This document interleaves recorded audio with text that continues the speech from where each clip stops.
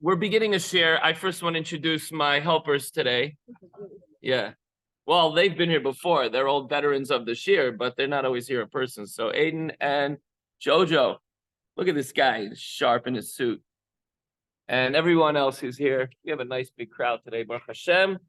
Okay, we're going to start the share. I don't think the camera saw any of you because it has the background focus blurred, so don't worry about it. It's okay. But Baruch Hashem, we have a nice crowd. Aiden, we're going to have to change that because otherwise it's going to blur you the whole time. So how do we do that? Background effects, we're going to take off the blur. Done deal, you're in. Okay. Yeah, you see, I don't know if I'm going to get both of you the whole time, but you could just like lean over here and there. You know what I mean? Okay, here we go. We have some people joining us. Please put yourselves on mute as you join. Today is Thursday, the 6th day of Adar 1, right? There's 2 Adars this year. So today is the 6th day of Adar 1, February 15th. We are continuing chapter 27 in the Tanya. We're on page 90 in the Chayenu.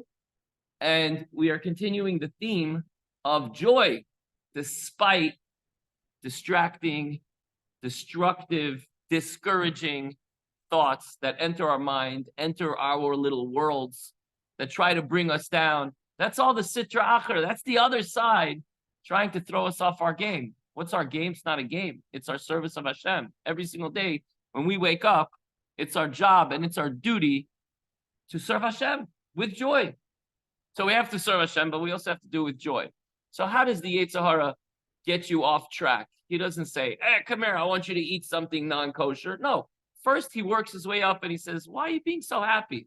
And he starts to get you a little depressed, and then you get sad and you get lazy, and then he works his way up from there. So we have to make sure. Yesterday we spoke about the fact that we have to be comfortable in our station in life. What's our station?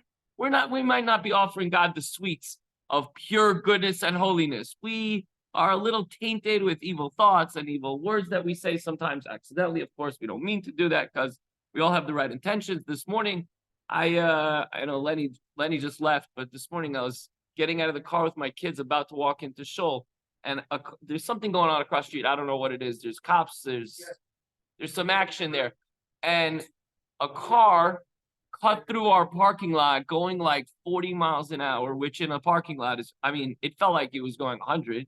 It went zooming right in front of me, and thank God me, David, and Levi were just standing right there. And I was like, so I screamed, slow down. And then I ran after the car. I was like, slow down. It was a cop there. And I said, that car almost hit us. I have it on video, actually. The cop's like, I didn't see it. I have it on video. So to be honest with you, I had to control my temper because I was getting really angry. My kids' lives were like, it was one of those moments. Came into shul, caught myself. Lenny had the license plate number. My kid said, don't call the cops. So I didn't. And then here we are.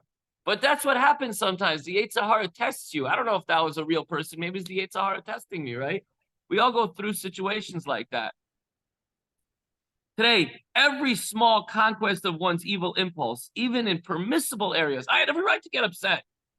But you can't get upset. You just have to do the right thing, whatever that is. Protect your kids, make sure everyone's safe, tell the person to slow down, and that's it, move on.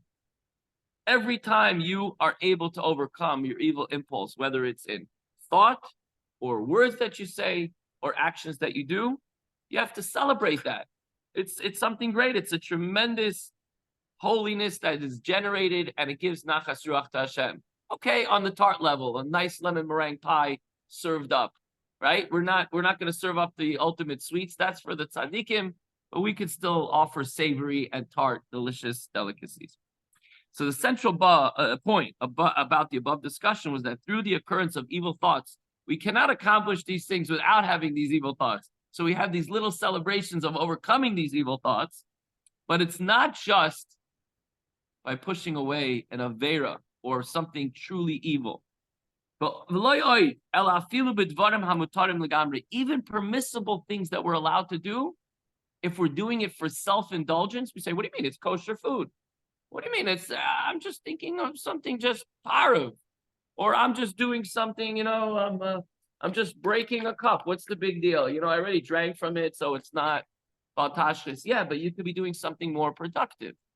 So even if it's permitted, but it's unnecessary, we should push it off a little bit just because if we do it, it could be for selfish reasons. If we push it off, then we are in control because we're serving God on our terms, not being a slave to, oh, I'm hungry, I gotta eat right now. Push everybody aside. Think about that next time we have the Kiddush buffet, right? Don't push each other. Let's wait.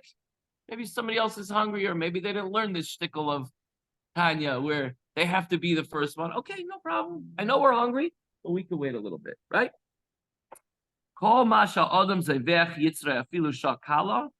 Every act of sacrifice, even if it's for a short while, on your impulses, something that you want to do, you want to say, or you want to think, with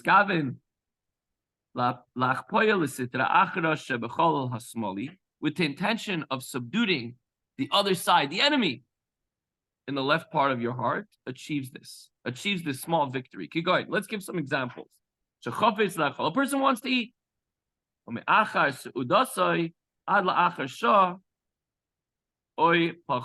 person wants to eat. He says, I'm really hungry right now. Or obviously he's really hungry, he has to eat. But if a person's usually, it's coming up to that time, he's flexible schedule, I'm going to sit down and eat.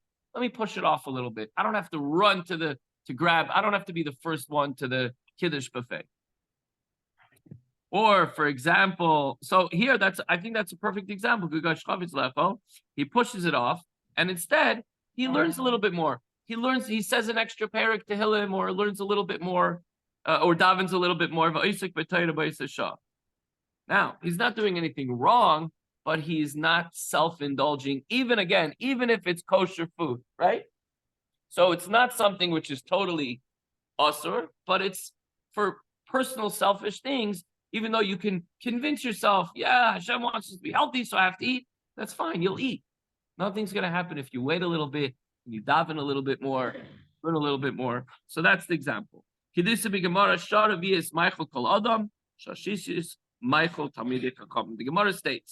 in Shabbos 10:8, the 4th hour of the day is when all men eat, but the 6th hour of it is the mealtime for scholars.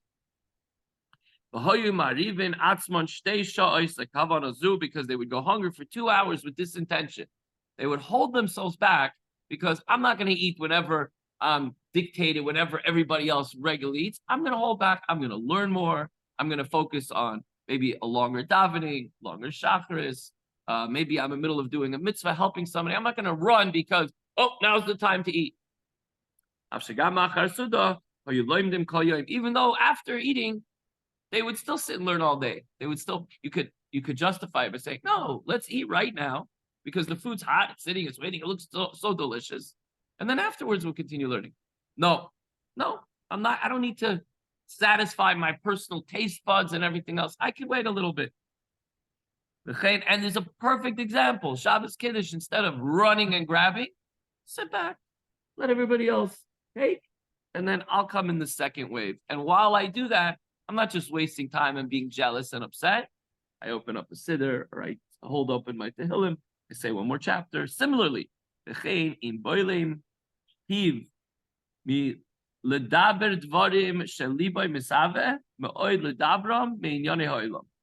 this is a tough one. You want to just talk. Oh, you see someone, hey, did you hear what happened before? And you're just talking, just dvarim b'teilim, just words that are just not important. They're not bad. You're not talking anything evil, but it's just idle chatter. You know what? Save your words. Think of something good to do. Think of something good to say. Maybe call up a friend who's not feeling well and say, hey, I'm just calling to check on you. That's important. That's a mitzvah.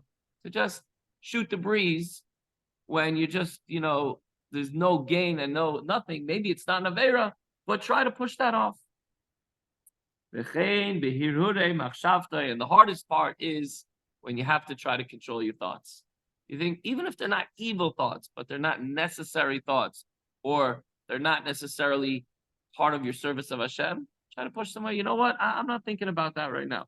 Middle of davening, I have to support my family. I'm thinking of my business. No, not now. Well, maybe that's even borderline evil, but let's say it's after davening. We're about to sit and eat breakfast. Hey, you have a chance to say the bracha, thinking about the bracha, speak to your family and your children and your wife and your friends and whatever it might be. And instead, you're thinking about your business. No, that's not appropriate for right now. That's not appropriate for, Nitav Shabbos Keret, right? So afilu b'mat mi'izur liskafia sitrachra l'sato mizir liskafia sitrachra l'sato. Even the slightest subjugation of sitrachra, whether it's with food, whether it's with words, or whether it's through thought, even a slight pushing away the other side, temporarily. The glory of Hashem and His holiness is greatly elevated. Hashem knows that we put an effort.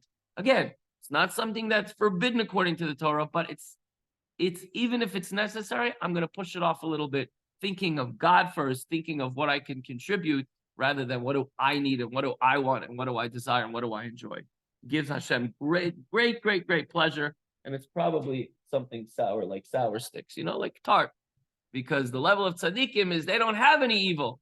We have these challenges, we have these struggles, and that's okay. We still present a beautiful nachas to Hashem. So the takeaway for today is suppressing a material temptation and urge, even something simple like not eating the moment the thought of food enters your mind, or not speaking a desirable gossip, has a cosmic effect on making the world a better place, a home for God. That's what we're talking about in this week's parsha, building a mishkan, the tabernacle, but not over there thousands of years ago, right here within each and every one of us, in you, I mean Jojo, in me, and in each and every one of us. So let's go do our jobs. Let's hold ourselves back from things that are selfish, and let's be more godly. Have a wonderful day, everyone, and we'll see you, Mirz Hashem, very, very soon. Thank you, everyone, for joining us online.